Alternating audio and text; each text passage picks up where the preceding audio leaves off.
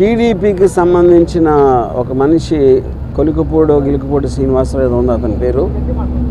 అతను నన్ను చంపడానికి ఒక కాంట్రాక్ట్ ఇచ్చాడు లైవ్లో. నన్ను చంపి నా హెడ్ కట్ చేసి తీసుకొస్తే ₹1 కోటి ఇస్తానని కాంట్రాక్ట్ ఇచ్చాడు. అది ఆ TV5 సాంబశివరావు నివారిస్తున్నట్టు నటిస్తానే 3 సార్లు తనతో రిపీట్ చేయించాడు.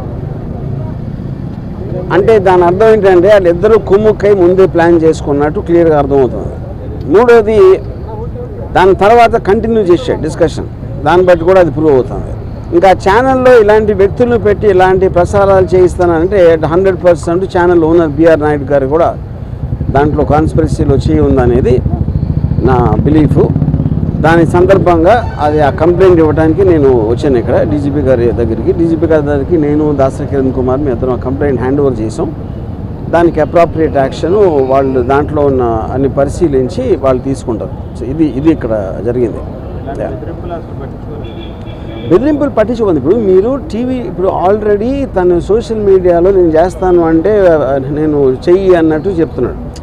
మీకు మర్డర్ చేయటం కన్నా వేరే వాళ్ళని ఇన్స్పైర్ చేస్తున్నారు మీరు. ఎందుకంటే ఇప్పుడు మీకు కిరాయి హంతకులా వీళ్ళ డబ్బులు ఇస్తే ఎవరు చేస్తారు? కిరాయి హంతకులు చేస్తారు. వాడిని చంపితే ఇంత డబ్బులు ఇస్తాను అని ఎంతమంది ఎక్కడెక్కడ ఎలా ఇన్స్పైర్ అవుతారో అని మనకు ఎట్లా తెలుస్తుంది? సో అలాంటిది మీరు టీవీలో చెప్పించడం కానీ చెప్పడానికి అవకాశం ఇవ్వటం అనేది మేజర్ క్రైమ్ అనేది మా ఉద్దేశం. అది కంప్లైంట్ దాని గురించి. అంటే ఇప్పుడు కూడా చాలా కాంట్రవర్సీలు వచ్చాయి. ఇప్పుడు కూడా కంప్లైంట్ రామ్ గోపాల్ వర్మ గారు ఇప్పుడు తొలిసారిగా కంప్లైంట్. అది ఎప్పుడు నన్ను చంపడానికి ఎవరు ఇవ్వలేదండి కాంట్రాక్టు. అది తొలిసారి ఇచ్చారు కాబట్టి నేను కూడా తొలిసారి కంప్లైంట్ ఇస్తున్నాను.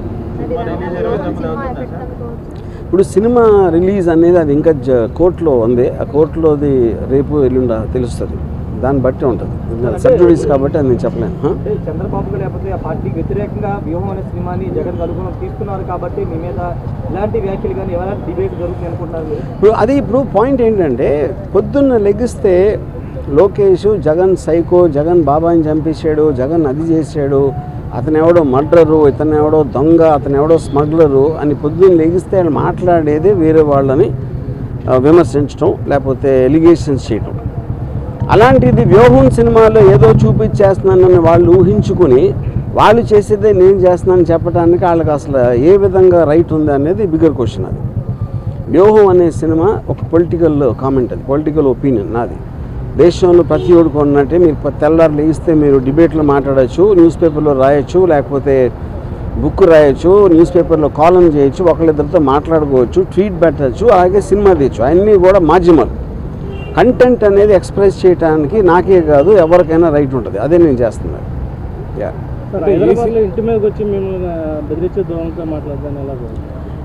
నేను అదే చెప్తున్నా. ఇప్పుడు వాళ్ళకి ప్యానిక్ అవుతున్నారా ఏంటా అనేది వాళ్ళకే తెలియాలి. ఎక్కడ వ్యూహంలో ఏం వస్తే ఏం చూపించేస్తే మా గురించి ఇప్పుడు చాలా చిన్న సింపుల్ కామన్ సెన్స్ క్వశ్చన్ అడుగుతాను. మీరేమీ తప్పు చేయనప్పుడు మీకు అసలు భయపడాల్సిన అవసరం ఏంటి? నేను ఏదన్నా ఉన్నది లేనట్టు చూపించేస్తే వాళ్ళందరూ ఎదవలా నమ్మటానికి ప్రజలు ఎవరన్నా ఏమన్నా అంటే నమ్మేస్తారా? ఎవరన్నా ఏం చూపిస్తే అది నమ్మేస్తారా? ఫైనల్గా మీకు చూపించిన దాంట్లో ఉందా లేదా ఏముంది అనేది వాళ్ళకి తెలియదు. ఎందుకంటే ఎవరు సినిమా చూడాల. కానీ గుమ్మడికాయ దొంగ అంటే భుజాలు తడుముకున్నట్టు వాళ్ళే ఊహించుకొని భయపడిపోయి ఏం చేయాలో తెలియక ఇలాంటి వాటన్నిటికీ రిసార్ట్ చేస్తున్నారు.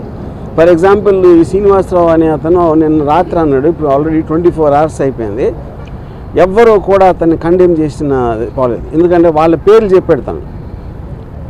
పవన్ కళ్యాణ్, చంద్రబాబు గారు, లోకేష్ అందరి పేర్లు చెప్పినా వాళ్ళు ఎవరు ఇలాంటిది మా పేరు మీద ఒకటి చేస్తున్నారని కండెమ్ చేయకపోతే అర్థం ఏంటి? వాళ్ళు కూడా అదే మైండ్ సెట్లో ఉన్నట్టే కదా. అంటే ప్రధానంగా ఈ సినిమాలో మీరు క్యారెక్టర్ అసాసినేట్ చేశారని ఆరోపణలు. నేను అదే లోకేష్ ఫ్యామిలీ కానీ లేకపోతే చంద్రబాబు ఫ్యామిలీ కానీ కాదండి. నేను అదే అంటున్నా. ఈ సినిమాలో క్యారెక్టర్ అసాసినేట్ చేస్తాను అభియోగం మీరు చేస్తే, వాళ్ళు చేస్తే పొద్దున్న లెగిస్తే చేసేది ఏంటి? ఎవరినైనా కాదు, నేను చెప్పేది ఉట్టి జగన్ కాదు, పాలిటీషియన్ అనే ప్రతి మనిషి కూడా పొద్దున్న లెగిస్తే ఎవరో ఒక క్యారెక్టర్ అసాసినేట్ చేయటమే పనిగా పెట్టుకుంటారు. That is a part of life.